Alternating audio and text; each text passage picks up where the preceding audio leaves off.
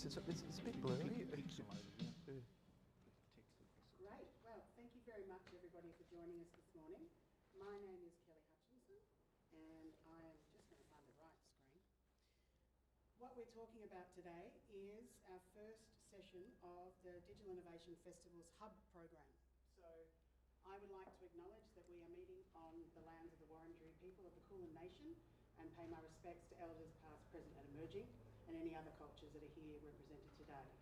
So we have a pretty busy 5 days here down at the DIF Hub, which is being hosted thanks to Launch Vic and Stone and Chalk at the Victorian Innovation Hub. So it's actually an old goods shed which runs, I don't know how many, almost a kilometre I reckon, it's so long, and they built the whole of Collins Street over the top of it. So it's actually like the engine room where so much of our economy existed, you know, a long time ago, last century and before. So now we're here to talk about the digital economy today.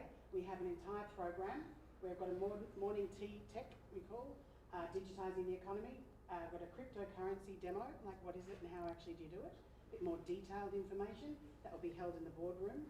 We have a lunch and learn where we're looking at cybersecurity in the digital economy, very important. And then we have a quick hack, how to hack your online profile, and then also looking at how can small businesses thrive in the digital economy.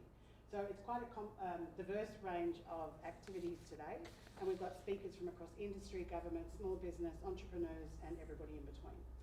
So just some housekeeping. Anybody who signed up for a full day pass and doing the co-working, just grab one of these from the front desk, and we'll put that around you in yellow for Digital Economy Day. And that way you can, you have priority to use the co-working desks we've set up for you. It means that you can sit there and listen to the presentations, but also, you know, keep online and keep your work going. The Stone and Chalk Wi-Fi, the sign's up on the board here, if you'd like to join the Wi-Fi password. And also the toilets and the exits are down here to the left when you turn out of this room. So there's sort of housekeeping items. As I said, I'm Kelly Hutchinson from the Victorian Government's Digital Innovation Festival, which is being run across the state for 2 weeks. We're into second week. We've had hundreds of events from, as I said, small business as an audience, because really they are the engine room and they deem to be adopting new technologies, to the high-end digital AI summit that we had last week. We've also got an AI Futures Day tomorrow.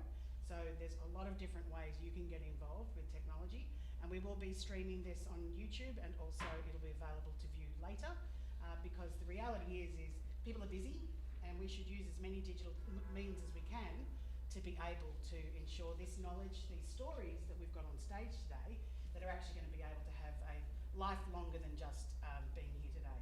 But if you are in the audience today, please do talk to the speakers. They're here to talk to you and be able to share their knowledge, and also around with each other, because we're going to hang out today, and really the stories that we each have around our experience of digital and what is innovation to us are very different, and that's part of the DIF. So I'd like to hand over to Damien now, who will talk about digitising the economy. There's your first slide. Thank you.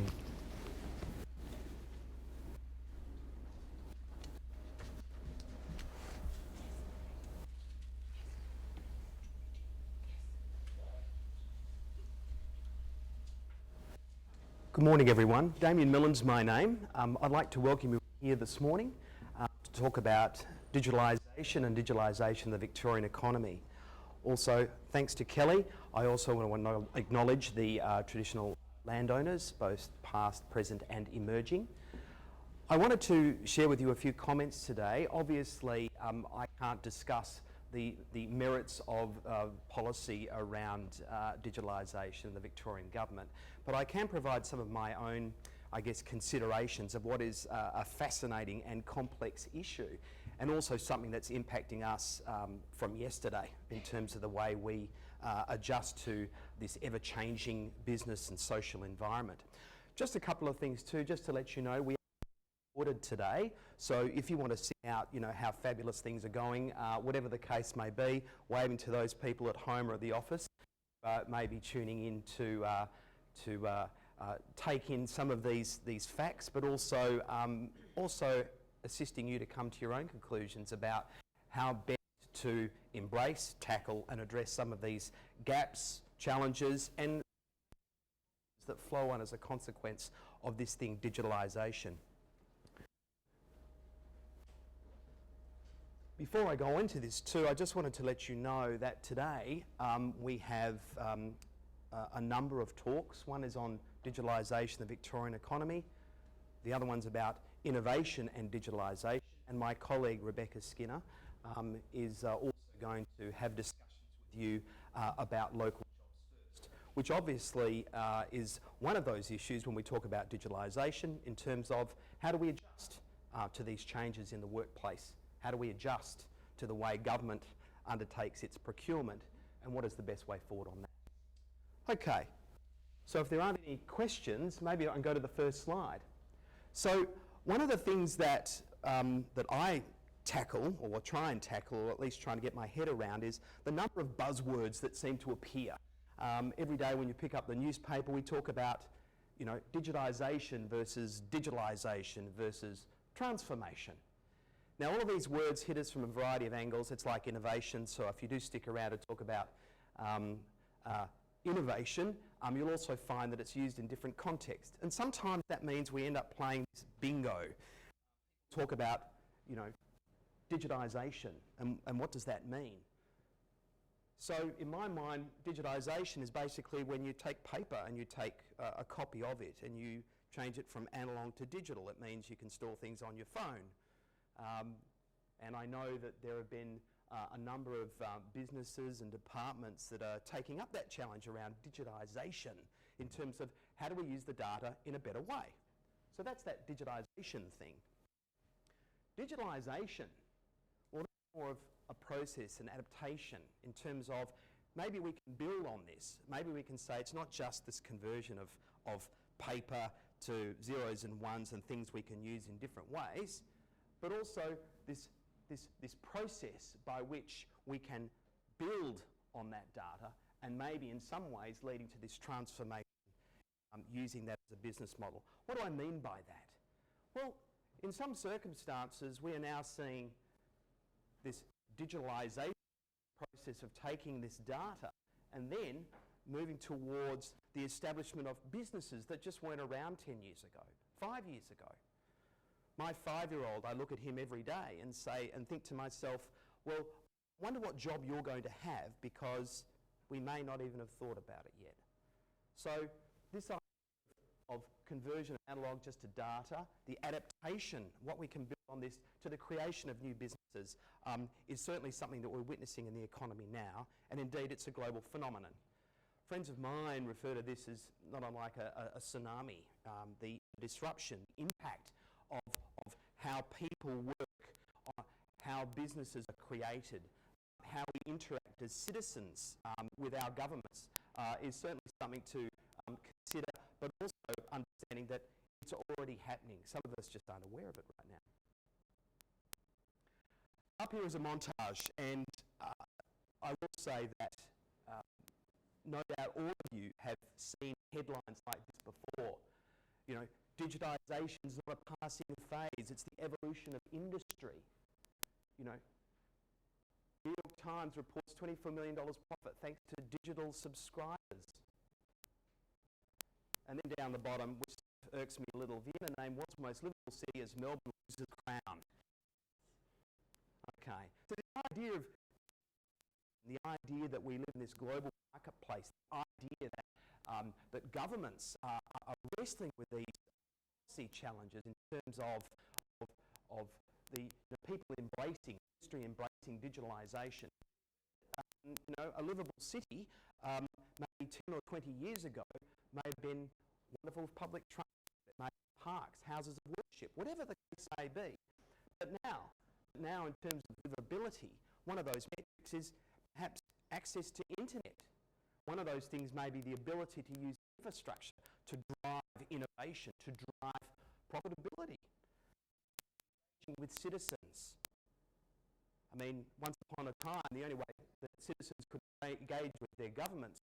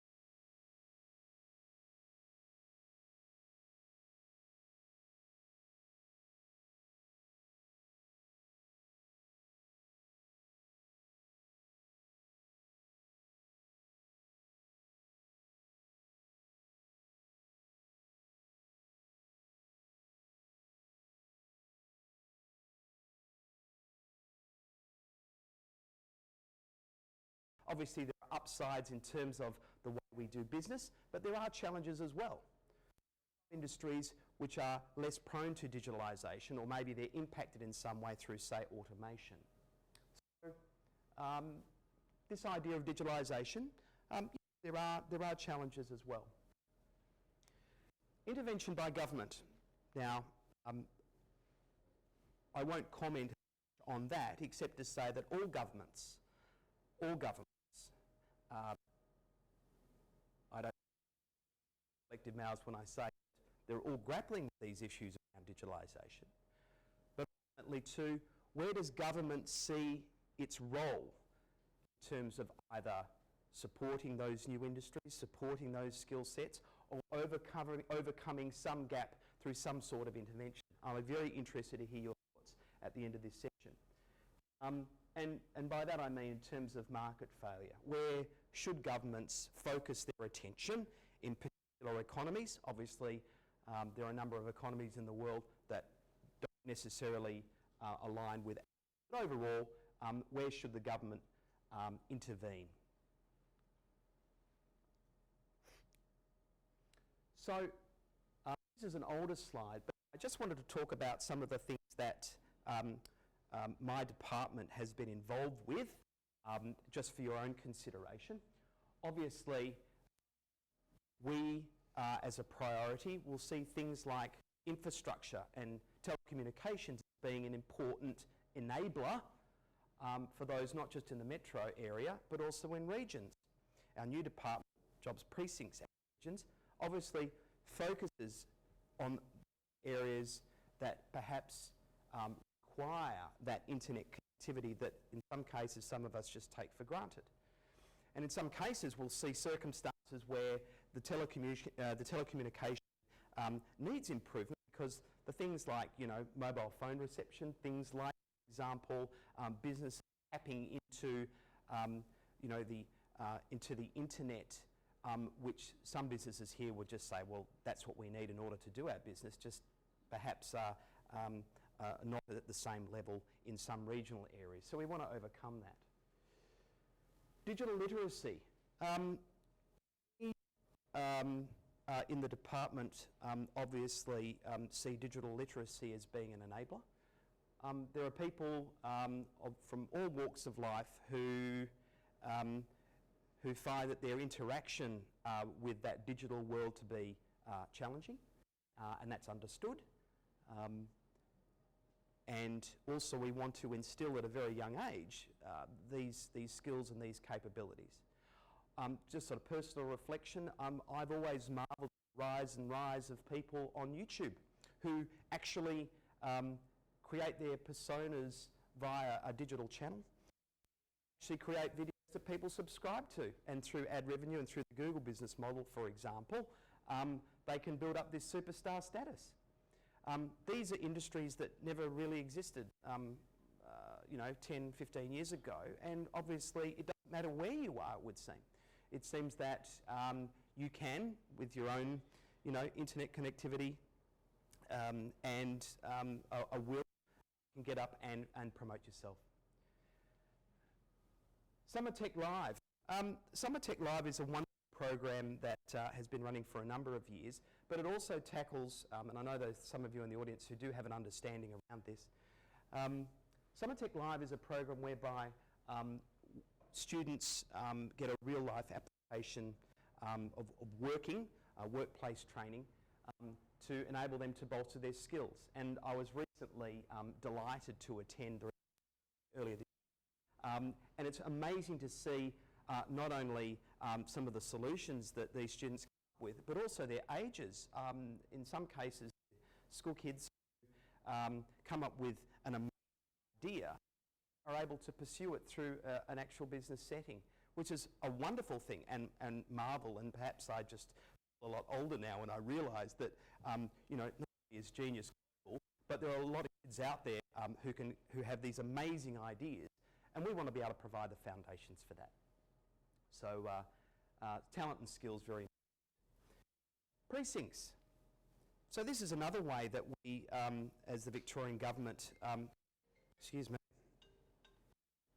just my time, Kelly. So look around you here. This is the goods shed. This is the Victoria Innovation Hub, and here we have obviously Stone and Chalk, a sponsor of this festival, but also an area of specialisation, mentorship and other activities, focusing in on fintech and this idea, the use of digital technologies. And obviously this is an issue, this is a challenge faced by a number of entities around the world, but ultimately, as I said here, a centre of gravity for industry catered facilities. And, I would suggest and ask you to, during your time here today, or perhaps over this for DIF Hub, you avail yourself of some of the facilities and have a look around. The idea of different groups dealing in different areas, some of which I never knew existed a year or two ago, is quite an extraordinary thing. I mentioned regions before in terms of infrastructure and the idea that some regions perhaps are facing challenges more than others, just through activity. But one of the things that we're looking at here is the things. Now, I know that some of you would be aware of Internet of Things and probably know a little bit more about it than I do. But what I will say is that right now, obviously, in some circumstances, I mention digitalisation and agriculture, and people say, well, how are those two compatible? You don't necessarily off the cuff think of those two things together.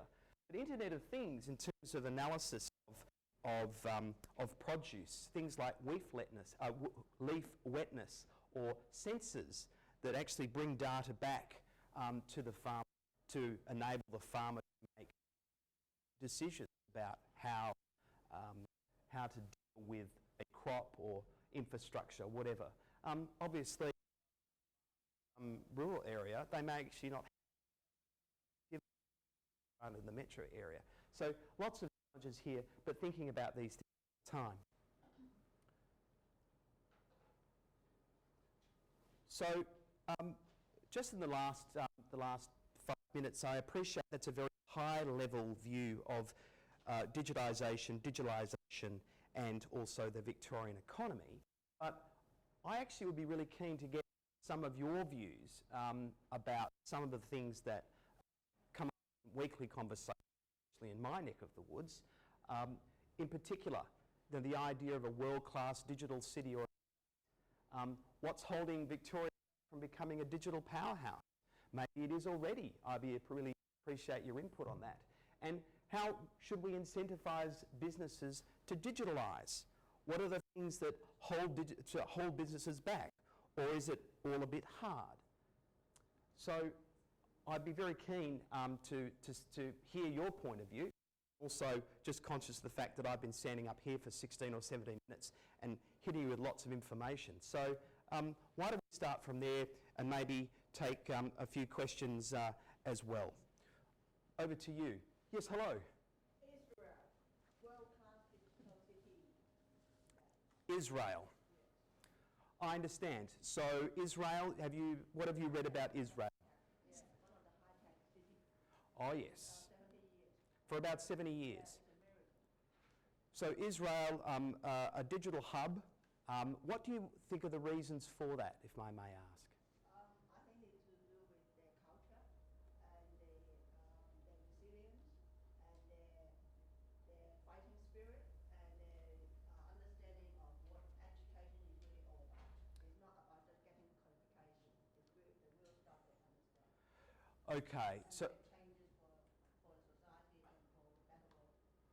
I understand. So for those of you up front, Israel's been put forward as being a place for digitalisation based on culture, possibly, resilience, perhaps. All right, so perhaps if I come back to you then, do you think that those elements are present in Victoria, Australia? Is there any evidence that you have seen that would indicate resilience, or? That's not just because on the top of my head I've been researching.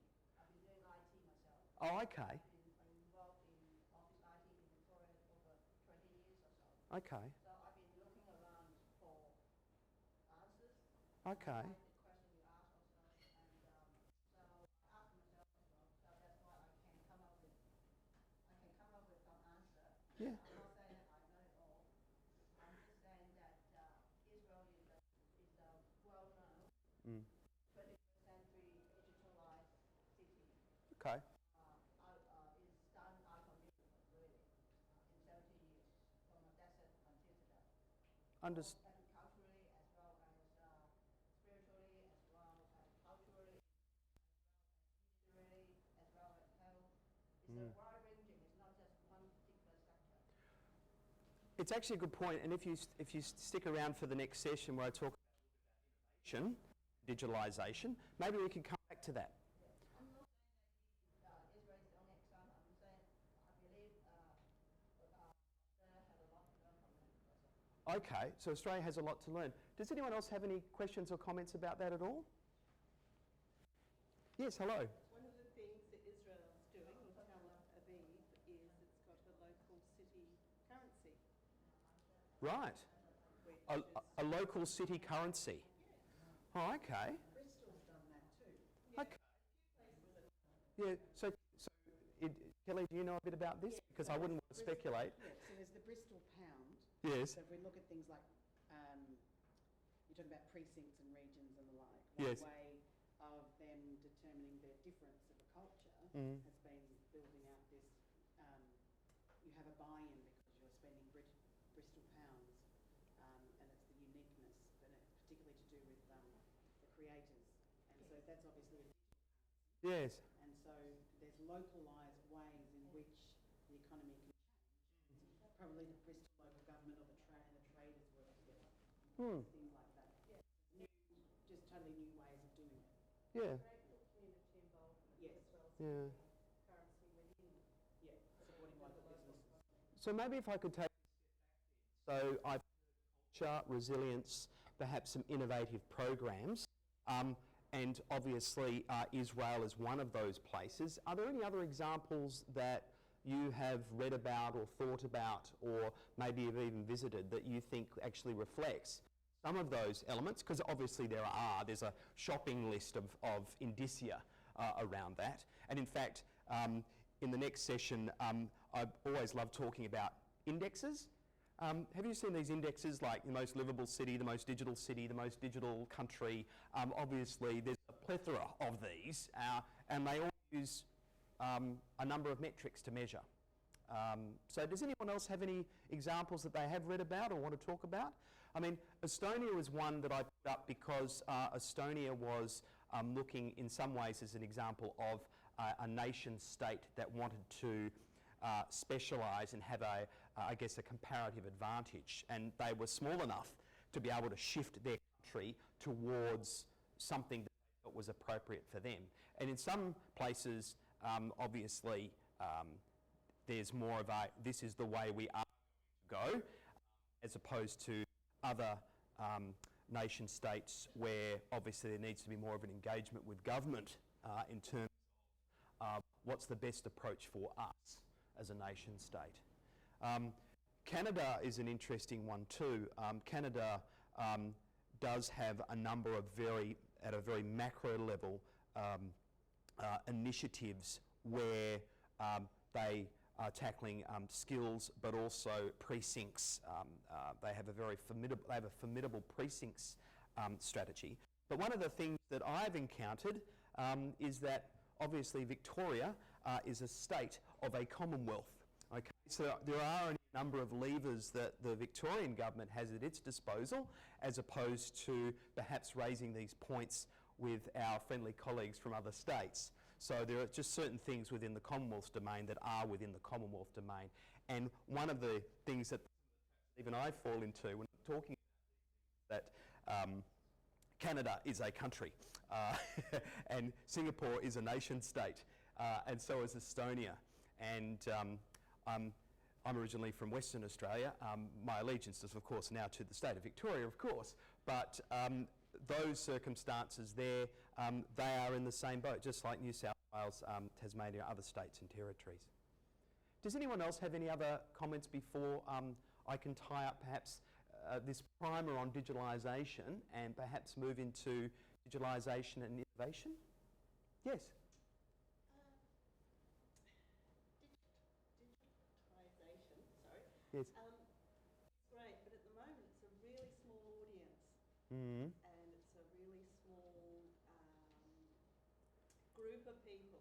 It's a certain age group, Yes. certain economics, just to be able to afford the tech.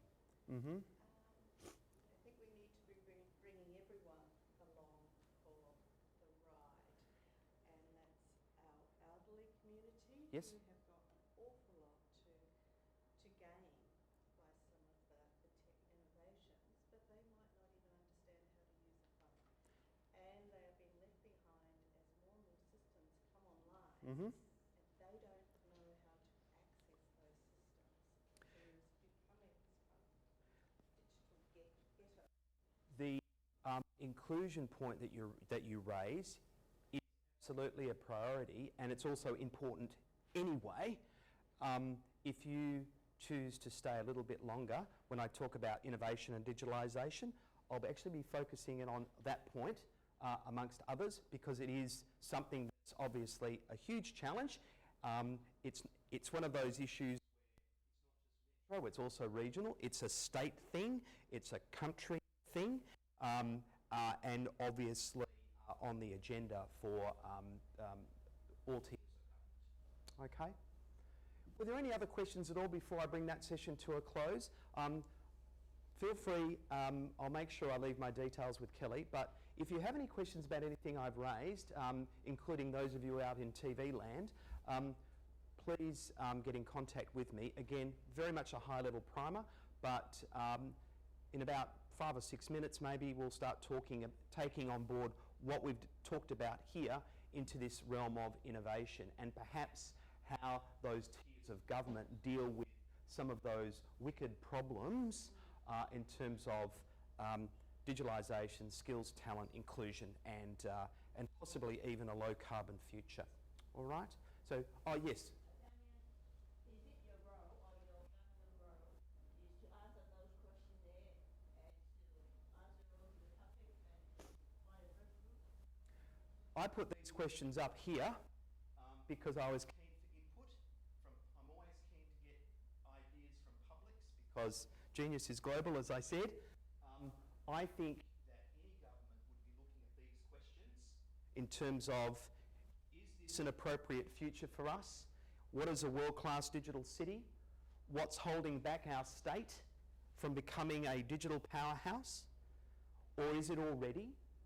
And in terms of businesses, the reason I put that up too is because business, industry is the engine room of our economies, and so ultimately businesses are the ones that take on board that innovation, and they're the entities where people work.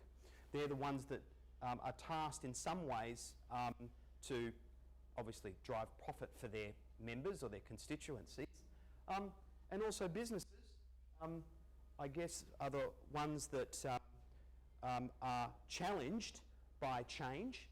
And perhaps in the next session we can talk a little bit about SMEs, small to medium enterprises, that are trying to deal with this change, and in some cases some businesses are being left behind, and to a point where we're looking at generational change, and in some cases some businesses may not actually be able to make that leap. All right? If there aren't any questions, let's just take a 5-10 minute break, and then we'll come back with innovation, and then you'll be pleased to know that my colleague Rebecca Skinner will be here talking about local jobs first. So I'll see you all very shortly. Thank you.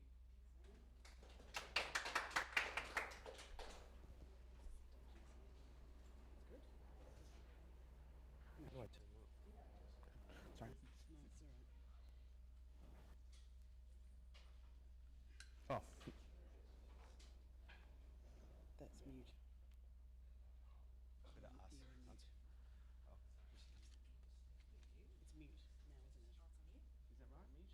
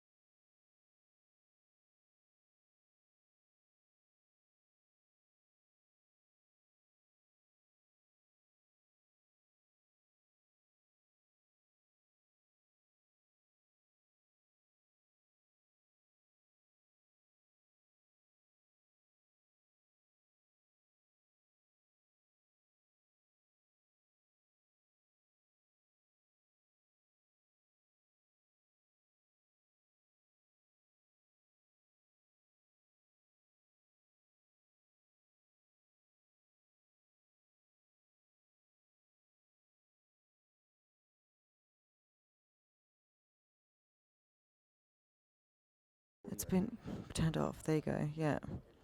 1, 2, 3. And now you put it live. 1, 2. He doesn't care.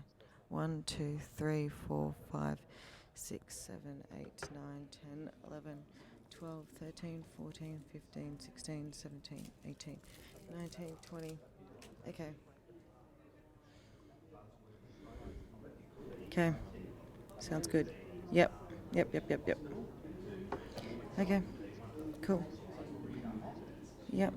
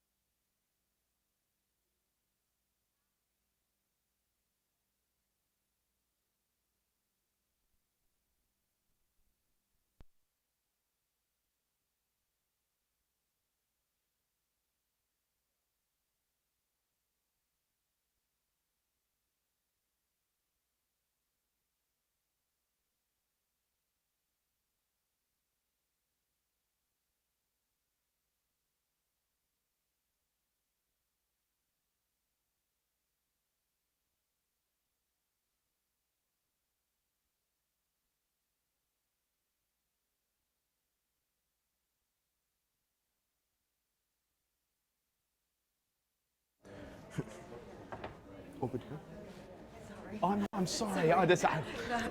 All right, let's get. We better.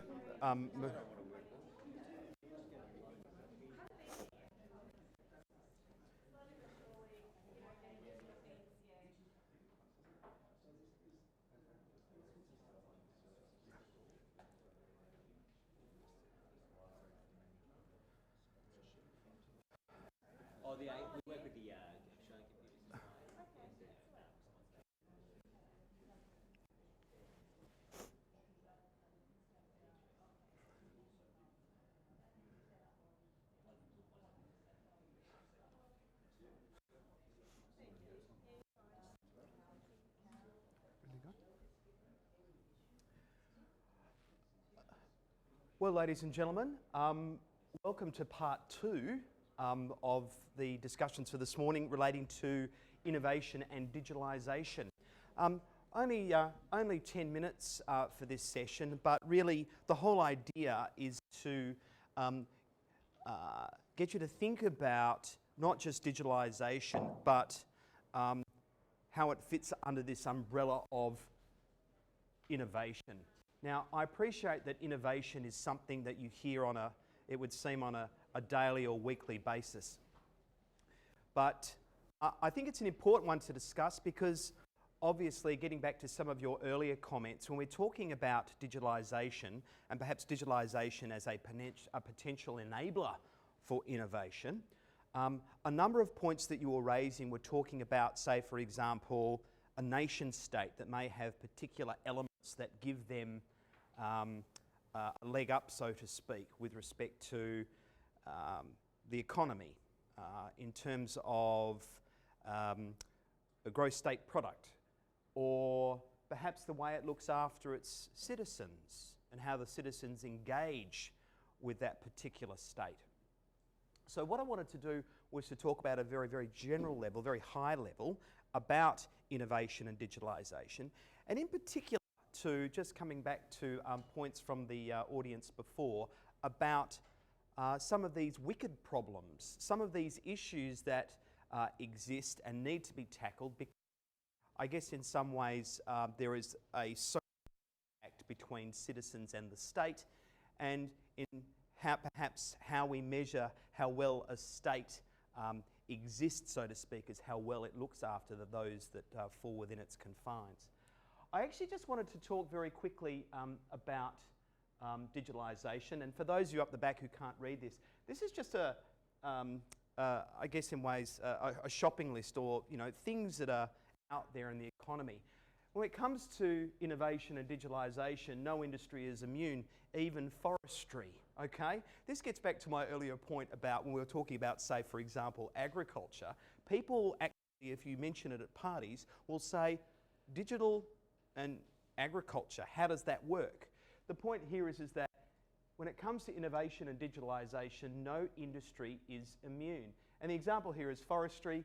In some places in the world, and this particular example is Finland, they actually build what they refer to as a digital twin. Have any of you heard of this idea of a digital twin? Just recently, the government announced that it was building a digital twin of Fisherman's Bend, one of the precincts that's been earmarked for development. The idea is that you take, and for those of you at home who know a little bit more about this, please forgive me, but overall it's the idea of actually saying, okay, here is this particular precinct or a particular city. We're now going to build that model into a computer. We're now going to save it as a digital copy, and that way we can actually manipulate certain metrics within that model, certain points within that model, and see how things could possibly turn out. So in this case, forestry, important. Obviously, forestry is one of those lightning rods when it comes to things like sustainability, when it comes to things like, for example, alternative energy sources in terms of obviously having a political edge to it. Global competition, digitalisation, obviously Australia in terms of its economy competes for talent, for resources, for all of these sorts of things, and we touched on this idea of digitalisation and Genius is global before. Talent is another area in terms of innovation and digitalisation where Victoria competes. And obviously there are certain levers, as we discussed at a state level, which we are able to activate, but ultimately the Commonwealth, and these are one of those challenges, the Commonwealth has certain levers over migration as well. And overall too, challenges. When it comes to these sorts of issues, let's face it, I don't think I disagree if I said to you that house prices, land prices in this are very expensive compared to other nation states. And I always remember being overseas once and seeing sort of equivalent housing which was almost affordable as opposed to perhaps some of the places that I thought were jolly nice here in Melbourne or Victoria, let alone New South Wales or elsewhere. So these are the sorts of challenges that we do face, not only at a state level, a federal level, but also compared to our that overseas.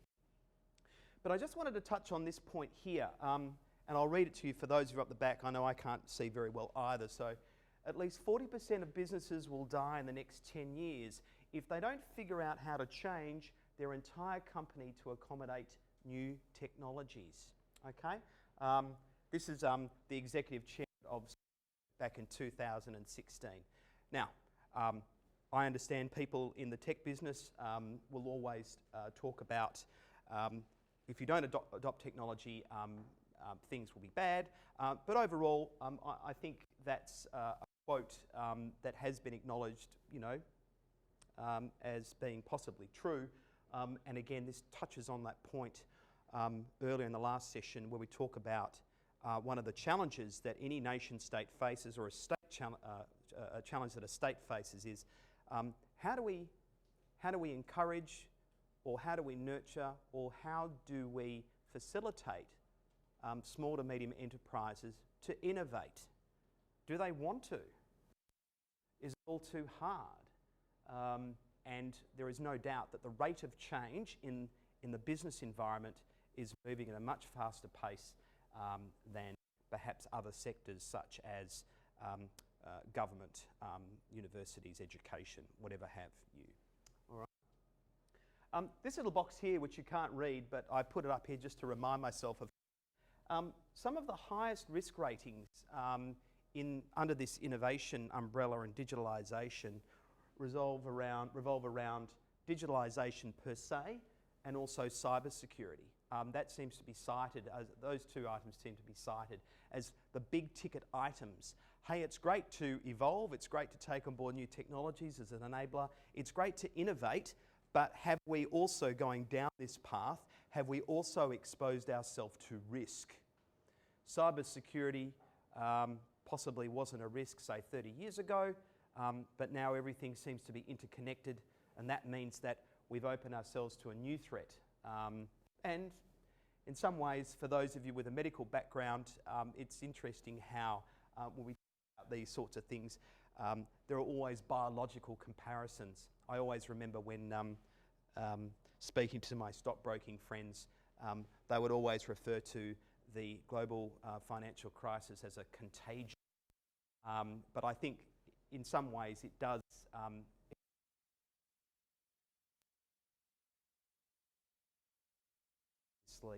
other huge risks. In some ways that is a deterrent for small to medium enterprises to adopt new technologies. Anyway, that's just an overview. I just actually wanted to put this here. It's very complex, very dense, but I will say comes out of Tufts University. So for those of you who enjoy research, Tufts certainly at the forefront of this idea of a digital evolution index. For those of you who can't see the back, map of the world, there are certain countries that are labelled here in different colours. You'll notice this is Australia here. It's a grey box. What does grey box mean? It means stall.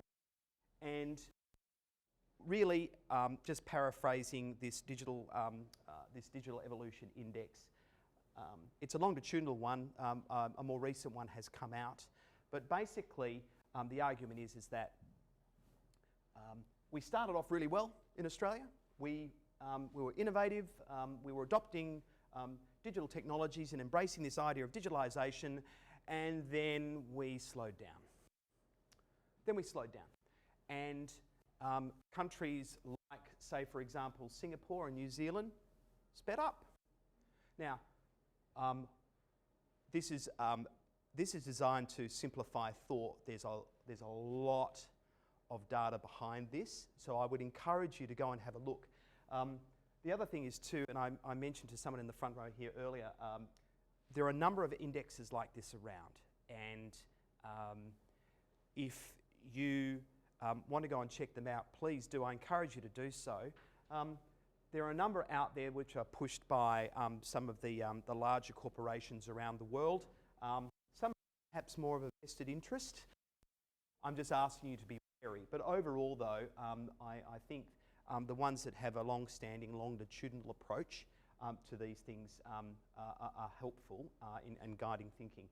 But overall, though, I just hear that compared to some of our neighbours, Australia has slowed down in terms of embracing the innovation and also as a component of that, the digitalisation. Again, more dense stuff, but I think it's important that people like me don't speculate overall. But the other big thing about Victoria is that, and it wouldn't be lost on some of you, is that there are some sectors that are getting smaller, and there are some sectors which are getting bigger. And up here, for those at the back, this is financial services. This is healthcare and social assistance. Tucked in behind here is construction, and for those of you who try and catch the train, recent times will probably agree that there's a lot of that going on right now. And this one here is professional, scientific and technical services. All right? Now, the reason I put that up there is because that's just data, okay? You can form your own opinion about that. But down here we've got our utilities like electricity, gas, water, arts, mining, forestry and fishing. Here's real estate, retail, transport and those sorts of things. But what that data, on my interpretation, tells me is that we are a services economy. And it wouldn't be lost on any of you that typically in Western society, this is where I'm speculating a little, but I reckon I can find the data. Overall, if you look at the major economies around the world, most of them are down in that services sector, okay? And what does that, the natural extension of that is that we in Victoria, we as just extrapolating on that in Australia, and in terms of its trade and the way it interacts with other nation states around the world, we are competing in this. Sure, there are some other issues too, like being from Western Australia, obviously we have a few mines there as well, and that's understood. But overall, we are competing for services. We compete in terms of our professional services, our technical services. And the only way I would argue that in fact we can actually compete and maintain economies and employ smart people and do all those sorts of things and increase our gross state product is through innovation. So in terms of digitalisation as an enabler, in terms of the creation of new companies on platforms where we could be anywhere, we could be in Australia or the US or the UK or in Singapore, wherever the case may be, these knowledge-based industries are truly global, and the only way that we can compete on that is through innovative ideas, innovative products and services. Admittedly though, there are some things that are place-based. You can't, for example, move a mine. But having said that, there are more innovative ways in which you can deal with a mine, and the mining industry is certainly finding itself in circumstances where it has to do that because there are other mines in other countries around the world that are embracing new ideas. So I'm just putting that up there just to say, look, not lost to me, financial services, healthcare, professional services. So again, another dense slide, but overall, I just wanted to raise these points with you, and it taps back into a discussion I had earlier in the audience here. The world is changing and creating new opportunities. Overall, how are we tackling those, not in terms of gross state product, but also in terms of being an inclusive society as well? So just at a very high level, a low carbon future, okay? So there'll be some industries which are impacted by the idea that we need to move towards a low carbon future, and that means that there may be new opportunities through innovation to tackle these wicked problems. Inclusion. Okay, so we've already discussed in the earlier session and had those discussions about, hey, there are certain cohorts within society which are vulnerable, which may not be able to deal with that change, or come from perhaps a business environment where they never had to compete interstate, let alone compete on a global scale. So it may well be that innovation is that lever, whatever that is, to help them do that. The alternative is to that sometimes companies don't actually transition through generations, and the the founders and the owners of those companies obviously are welcome to make their own decisions. And I guess that the third one here, in terms of big items, is this idea of digital disruption. So overall, digital disruptions is a challenge. Obviously, there are businesses, there are entities, there are individuals that may find themselves in a place where that digitisation has occurred, this process of digitalisation has occurred, and it finds itself competing against someone across the street or across the other side of the world in terms of efficiencies, in terms of skill sets, all of those sorts of things that we've discussed. So digital disruption is very much a big item. On the other side of the equation, perhaps possible ways in which we can tackle this. So the Victorian Innovation Hub here is filled with thought leaders, with startups, accelerators, LaunchVic, the state vehicle, which focuses in on this idea of startups. And in particular, these high growth companies accounted for 80% of economic growth in Australia between 2007 and 2014. SMEs, high growth SMEs also employ a large number of people. And that's why every state is concentrating on this idea of startups. And I'll leave that up to you about the merit in terms of, startup accelerators, mentorships versus organic growth, because let's face it, some companies start and they move very slowly in increments, and that may go over a number of generations. That's one way of doing it. But we're obviously in a place now where there's definitely a focus on this idea of startups, starting up, getting the infrastructure in place, getting the right skill sets, and accelerating that growth as fast as possible, but at the same time noting that obviously there's an element of risk involved. Place. So place is something that I raised before. Place may well be a nation state, as you suggested up the back, but place could also be, for say, in Melbourne or in the state of Victoria, Parkville, which is a classic medtech pharmaceutical place that's grown organically over the decades. But there are other places as well. There's places like Geelong, there are places like Monash, there are places like Fisherman's Bend. The idea of like-minded companies coming together, deeper specialisation, and in some cases the literature refers to it as smashing, the idea of you crashing into someone who may have a slightly different interest to you, but there may be possibilities for collaboration, and the idea that innovation will flow from that.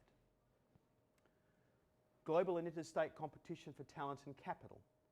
So obviously it gets back to the point of levers, but I guess in some ways we now live in a society where those people who are able now seek out employment. When I was growing up, it was the UK and the US, but other places as well. Ultimately, that is happening, that war for talent is happening everywhere across the globe, but also it's capital as well. And in the era of digitalisation, the era of innovation, we find that capital investments can be made in a far easier way, transactionally, but ultimately though, we're still in that place where sometimes in, say, for example, the startup environment with, say, venture capital or angel networks, they still prefer to invest in a place that they can drive by. A flippant comment, but that's one of the challenges that all startups face. And overall here, securing our livability. So notwithstanding that nasty comment about Vienna taking the crown of the most livable city in the world, Melbourne has enjoyed the status of being the world's most livable city for some time, and I think that would have been over 8 or 9 years. And that's because maybe through planning, possibly a little bit of luck and everything else, Melbourne seems to have those networks, that infrastructure, those cultural elements, which and good coffee shops, which makes it recognised as a very livable city. Again, I'm always wary of indexes, but it's always nice to be there. But having said that though, it's Melbourne Victoria. And there's one aspect that we shouldn't forget, and that is that Melbourne is the city, but there are other cities within Victoria, and we need to be focused just as much on the regional areas in terms of inclusion, in terms of jobs, and in terms of activation of those hubs in order that it benefits our society. All right.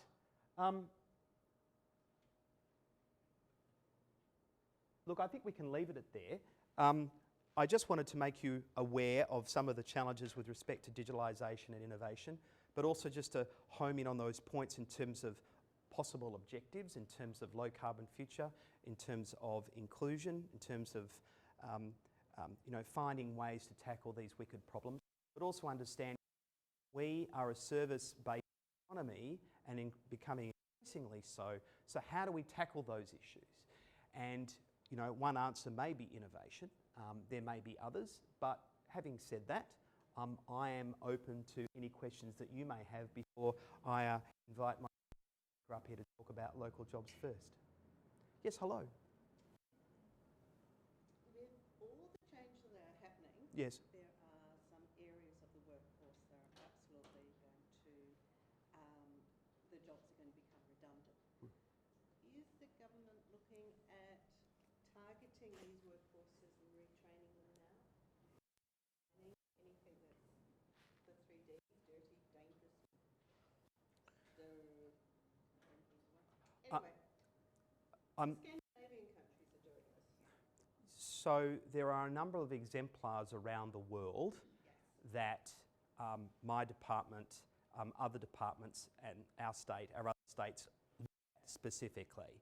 And yes, there are a number of sectors which may lend themselves to digitalisation innovation. There may be others that don't, and they may well be, they may sort of phase out of their own accord. Now the issue there is when we're talking about cohorts, people who work in some of these roles, this is where the innovation aspect, I'm not saying they're switching off overnight, but the innovation aspect is always argued here because you would say automation. Businesses are investing in things where, in some cases, there are liability issues, there are health issues, and in some cases businesses go out on the forefront and say, we just don't want to be part of that anymore and we transition our workers over to another aspect of the business.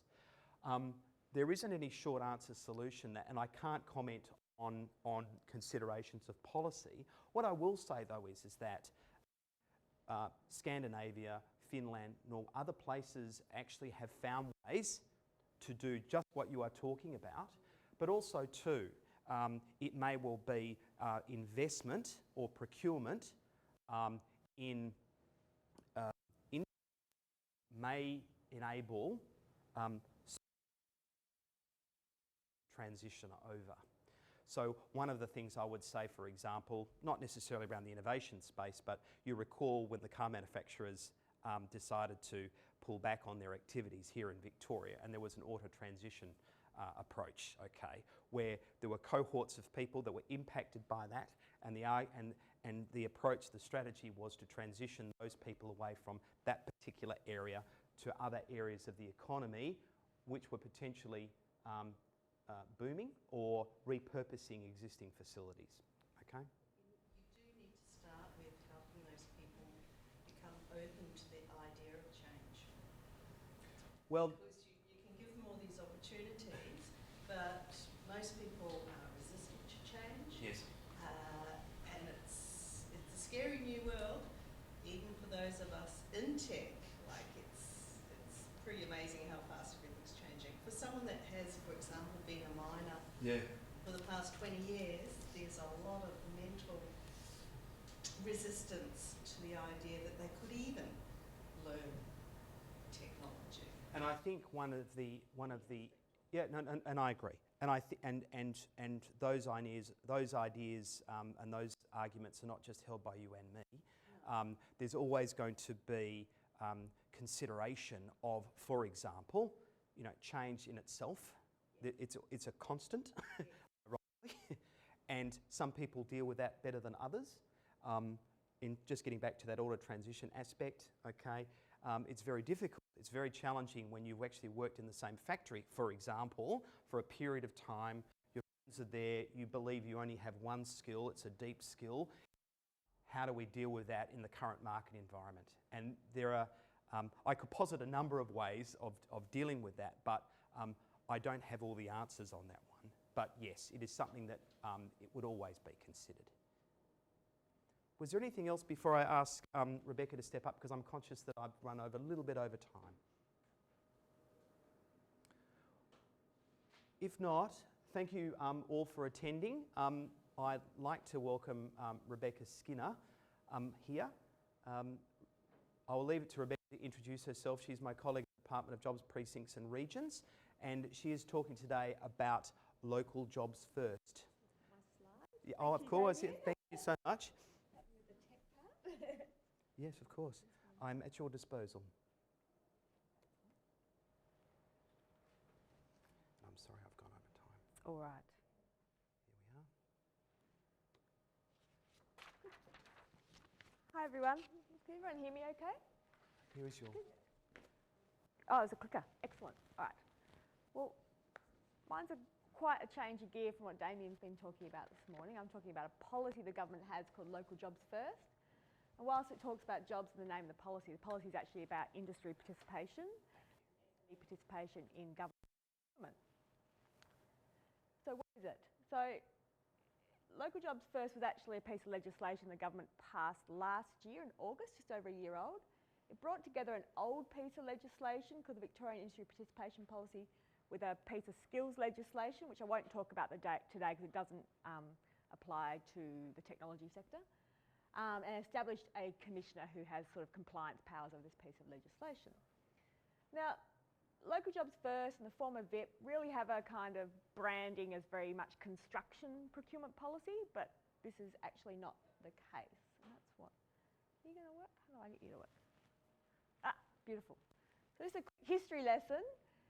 This policy has been around for 18 years and was first introduced by the former, who was the Innovation Minister then, John Brumby, and who was a particularly active Innovation Minister here in Victoria. At that time, Victoria bought some trains from Poland, apparently, and the local industry got upset and said, what are you doing? We can make trains here in Melbourne, in Victoria. And so the minister at that time introduced this policy to try and generate more local content in our government spend. So they first legislated and then a couple of years later, and since then the policy's been strengthened progressively over time to what we have now. What we have now is a policy which is really about promoting jobs and employment and business growth, about helping our local industry, and some of this language is lovely and old. I think we use the word e-commerce. That's the original language from legislation. They didn't change it last year when they changed legislation. And developing international competitiveness of our local industry. What that means when I talk about industry, that means all industries, including technology companies, SMEs, services, goods, and of course construction, manufacturing. So the policy applies to everything, as this slide is meant to demonstrate. So what does it do? The policy or the legislation says that when government spends money over $3 million in metropolitan Melbourne or $1 million in regional Victoria, so they're pretty low thresholds, we must try and generate or use as much local business as we can. And anything over $50 million is what we call a strategic project. And the minister sets mandated minimum local content requirements for that. So that's great. The policy applies to all government procurements, grants and loans. Everything government buys, whether we're buying medtech devices for our hospitals, whether we're buying call centre services for Victoria Police or ambulance services, anything digital, and of course it applies to our big construction projects, which is what people think about when they think about the policy. So Westgate Tunnel, Metro Tunnel, North East Link, etc. With these big projects, these have mandated minimums. So for construction projects, that's easy. It's kind of mostly labour. So we set a minimum local of 90% or more, and the minister can't go below that 90%. Goods and services projects, 80% minimum. Everything else is at how we determine what a minimum might be. And where we don't have good data and good information is in the digital space and the technology space. And that's where we need companies putting themselves forward. So when a company, so Department of Health, for example, went out for a massive $90 million digital health procurement earlier this year. Now, they determined there was no one locally who could meet that spec. I don't believe that to be true. And I think we're missing out on good companies and good procurement because we don't have good enough knowledge outside the construction sector. And of course, as Damien just said, the construction sector itself is very, very digital as well. As I said, look at the Major Project Skills Guarantee mandates 10% of labour hours for apprentices, trainees and cadets. This only applies to construction projects at the moment. I would love to see this apply to all our projects, probably in a different model, which is very construction focused. You know, ruling out apprenticeships, although I see today in the paper PwC have put in place their own digital apprenticeships to try and get people coming through the industry using the apprenticeship model, so that's quite interesting.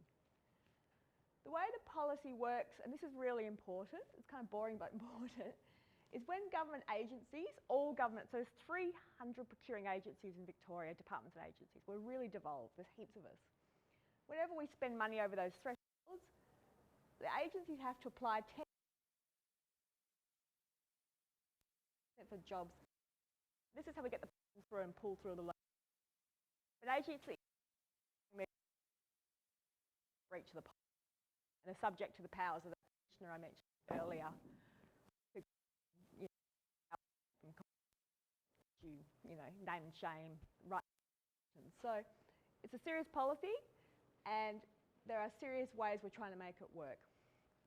As I said, applies to all government procurements, everything we buy. There's lots of places we can get more information on the way government works and the way you can get into the procurement ecosystem. The buyingfor.vic.gov.au website is quite important. Everything's there. We have our own Local Jobs First website. And some of you may have heard of Civic Labs, which is an initiative here of Launch Vic. And that's sort of much smaller scale, but it's trying to bring together government with startups. And I'm sure there's probably been talks on that today and all over the course of the festival, so I won't talk. But that's also using procurement as a kind of lever to generate some innovation. There's also lots of other policies which are trying to leverage government procurement for outcomes. So we're trying to leverage ours for growing companies and jobs. The social procurement framework is trying to leverage procurement to get better outcomes, social outcomes for various measures. So gender equality or disadvantaged groups involved in government work. There's a whole raft of measures within that, environmental outcomes as well. We have a special policy about trying to use local manufacturers in the uniforms space. And starting next year, this is election commitment, everything government spends money on will have to comply with the Fair Jobs Code. And this is about rewarding companies that pay their staff correctly and not having people who do the wrong thing have an advantage, like a cheaper tender price, because they, you know, don't pay the staff correctly. Now that is in development at the moment. And that's all my slides. Does anyone have any questions? Did I go too fast? Yeah. Too fast? Yeah, your word dropped all the way, and we just create bits and pieces and too complicated and too many words on the slide. I can't even read. It is complicated. I can give you a set of the slides to take with you if you like. Sorry? Simplify it with the main point would be better. Which was the main point you think? Back to here? Would you like me to talk about some more? Yeah, simplify the main point, especially those who got so many words we can't even read it. Yeah, no, I agree. There's lots of words. I can give some. I've got some copies of these slides I can hand out afterwards if you'd like a copy. Would that help? Yeah. I think it would help if you have a lot of examples there, and just giving us the full picture of what's happening is nice. But it's also good to give examples to us to show how it works and how it achieves your outcomes. Like Civic Labs, you mentioned just in a few seconds that it's doing something. Yeah. But perhaps that's an example with some of us here that how can you get involved and what are the deliverables and what sort of exemplar outcome have you achieved through that? So I can't talk about Civic Labs because it's not my patch, and I'm hoping someone is talking about during the festival, perhaps. I just mention it because it's another. There's lots of policies where government's trying to use procurement to grow outcomes. Civic Labs is one example, and I encourage you to maybe go visit the website and find out some more that way. Oh, thanks, Damien. Tomorrow night, so I understand that Civic Labs are actually holding a discussion tomorrow night, I believe at 6 p.m. here in this building. You can register on the website, and it actually goes through, you can actually meet and engage with people who have actually become part of that program. And the idea being, as I understand it, is where small to medium enterprises can get access through Civic Labs to become to solve problems for government departments. That's as much as my knowledge can take me, but I do know that they're holding a function here as part of the DIF Hub Festival. Yeah. That helps. Thank you. No, you're welcome. I couldn't really understand you, but I'll try to explain in my own way and you explain further from there, see whether I got it right. Okay. I thought the idea here is that you are using the government funding to help promote business enterprise to grow and to use your budget capacity to stimulate the economy. But it's so complicated that it's out of reach for micro and small businesses, and quite often only the enterprise businesses will be able to benefit from it. Yeah, I think that's a good summary. So it's about not so much government funding, but government buying. So when we buy something like a Westgate Tunnel is a big example, of course, or we buy a new hospital, or we buy a new digital health system for one of our hospitals. So it's about when we buy something, we don't just buy, you know, perhaps the cheapest, because that quite often can be something that's been imported. We buy something that's not just the cheapest, but has good value. And value is about not just price, but about does it grow local jobs? Does it help local companies? So that's the point of the Local Jobs First policy. It's about localisation and localising supply chains and helping local businesses through our government spend. Because government spends, as we know, about $10 billion a year at the moment in Victoria. The government procurement pipeline is enormous. And that's forecast out for quite a few years at the moment because... How can you help those who are least able to help? Because that's my main point. Because what is lagging behind all these points there is inclusion. Say for instance, inclusion. You cannot help micro and small businesses, less than 10 people, to fight for a project run by government. It's impossible to fight against the corporations. So always the corporation will win. I agree, and that's a really difficult aspect to this always, is how we can get more SMEs into our supply chain. And there is some information on the Buying for Vic website about how you register to become a government supplier and the rules around that, because there are rules around it. I agree, it's difficult, and that is something us in government are conscious of and hoping to try and simplify the process. So completely agree. This policy doesn't solve that problem. Here is that how can we be actually involved in making a difference that helps those at the bottom to be able to have a fair share, if you like? Well, as we said, and I'm going to wrap this up because we've got another session, but I mean, procurement is a complex issue because you've got responsibility of public money and best value and a lot of different elements. Tomorrow night, actually, one of the initiatives here is Civic Labs, and it's called Hacking the Bureaucracy. So we're talking specifically about how startups and SMEs actually get to work with government. So there's another session on tomorrow night. I'm on that panel. I love hacking. I love I'm an ideas hacker, and I hack procurement for the New South Wales government before I worked for the Victorian government. Actually, I did it at the same time. Can you go and help us hack our own policy? Yeah, that's right. So I'd like you all to thank Rebecca and Damien for sharing their knowledge this morning. And we're just going to move over now. Sorry, I'm just getting my mic so I can be picked up. We're going to move into the other room for a demonstration. So we've talked a lot of ideas, a lot of things, but we're actually going to have a quite hands-on looking at really what is this thing called cryptocurrency? What is this new opportunity in the digital economy and how money flows differently? So I really encourage you, we've got some experts in the room next door, some of our startup companies from Stone and Chalk, the hub here, so please come in and join us for that demo.